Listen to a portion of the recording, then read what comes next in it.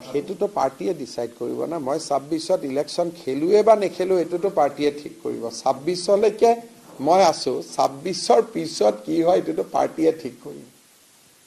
গতিকে সেইটো লৈ পেলাই আজি আপুনি আলোচনা কৰি লাভ নাই। কিন্তু স্বাভাৱিকভাৱে যোৰহাটৰ যিটো ৰিজাল্ট, সেইটো ৰিজাল্টত মই ইলেকশ্যন খেলিব হলে তাতে মই গৈ বহুত কষ্ট কৰিব লাগিব। অসমৰ বাকী জায়গাত তেতিয়া মোৰ কাম কৰাৰ সুবিধা মই নাপামেই, তেতিয়া মই তাতেই গৈ লাগি থাকিব লাগিব। এতিয়া পাৰ্টিয়ে ইমান সময় মোক তাতে দিব দিয়ে নে নিদিয়ে, সেইটো তাততো প্ৰত্যাহ্বান আছে। কাৰণ যোৰহাট সমষ্টিটো আমি 15,000 কিমানত হাৰিছো, 12,000 ভোটত হাৰিছো। গতিকে মই গুৱাহাটীত লিড লৈছো 60,000।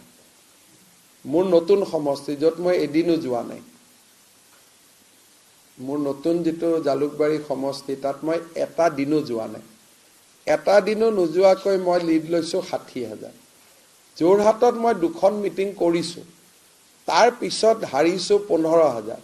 গতিকে 15,000 মানুহৰ মন পৰিৱৰ্তন কৰাৰ কাৰণে মইতো বহুত কষ্ট কৰিব লাগিব। এতিয়া পাৰ্টিয়ে ইমান সময় দিব দিয়ে নে নিদিয়ে মোক, গতিকে এইটো পৰিৱেশ আৰু পৰিস্থিতিৰ লগত দেখা যাব। গৈতো উঠিলেই নহ'ব না, তাৰ আগততো কামো কৰিব লাগিব। সেইটোতো পাৰ্টিয়ে ডিসাইড কৰিব না। মই 26ত ইলেকশ্যন খেলুৱে বা নেখেলু এইটোতো পাৰ্টিয়ে ঠিক কৰিব। 26লৈকে মই আছো, 26ৰ পিছত কি হয় এইটোতো পাৰ্টিয়ে ঠিক কৰিব।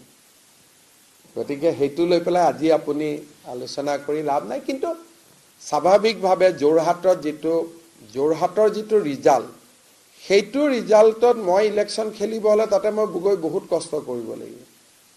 অসমৰ বাকী জায়গাত তেতিয়া মোৰ কাম কৰাৰ সুবিধা মই নাপামেই, তেতিয়া মই তাতেই গৈ লাগি থাকিব লাগিব। এতিয়া পাৰ্টিয়ে ইমান সময় মোক তাতে দিব দিয়ে নে নিদিয়ে, সেইটো তাততো প্ৰত্যাহ্বান আছে। কাৰণ যোৰহাট সমষ্টিটো আমি 15,000 কিমানত হাৰিছো, 12,000 ভোটত হাৰিছো। গতিকে মই গুৱাহাটীত লিড লৈছো 60,000। মোৰ নতুন সমষ্টি য'ত মই এদিনো যোৱা নাই, মোৰ নতুন যিটো জালুকবাৰী সমষ্টি তাত মই এটা দিনো যোৱা নাই। এটা দিনো নোযোৱাকৈ মই লিড লৈছো 60,000। যোৰহাটত মই দুখন মিটিং কৰিছো, তাৰ পিছত হাৰিছো 15,000।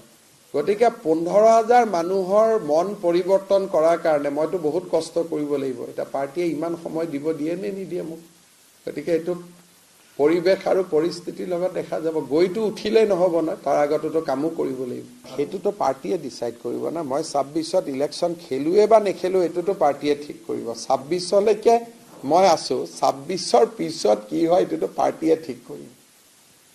গতিকে সেইটো লৈ পেলাই আজি আপুনি আলোচনা কৰি লাভ নাই। কিন্তু স্বাভাৱিকভাৱে যোৰহাটৰ যিটো ৰিজাল্ট, সেইটো ৰিজাল্টত মই ইলেকশ্যন খেলিব হলে তাতে মই গৈ বহুত কষ্ট কৰিব লাগিব।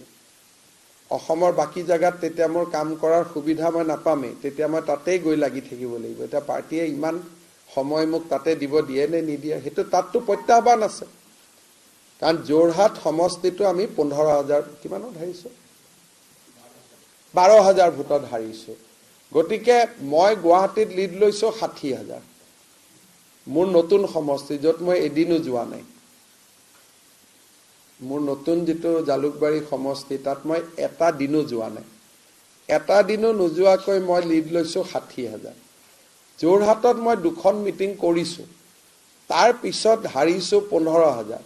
গতিকে 15,000 মানুহৰ মন পৰিৱৰ্তন কৰাৰ কাৰণে মইতো বহুত কষ্ট কৰিব লাগিব। এতিয়া পাৰ্টিয়ে ইমান সময় দিব দিয়ে নে নিদিয়ে মোক, গতিকে এইটো পৰিৱেশ আৰু পৰিস্থিতিৰ লগত দেখা যাব। গৈতো উঠিলেই নহ'ব না, তাৰ আগততো কামো কৰিব লাগিব।